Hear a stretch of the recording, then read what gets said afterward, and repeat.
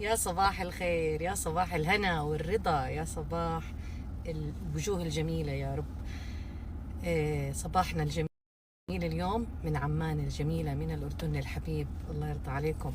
صاحيين متنشطين، رايحة أزور أمي وأبوي. الله يحفظ لكم أمهاتكم وأبائكم ويرحم الأموات منهم.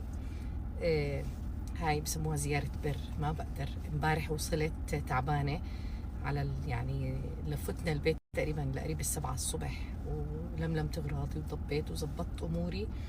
وطبعا بيتي فيه ورشة اصلا، يعني ورشة المطبخ لسه ما خلصت، فكله مع بعض لنمت وارتحت وصحيت كان يعني الوقت مرق سبحان الله.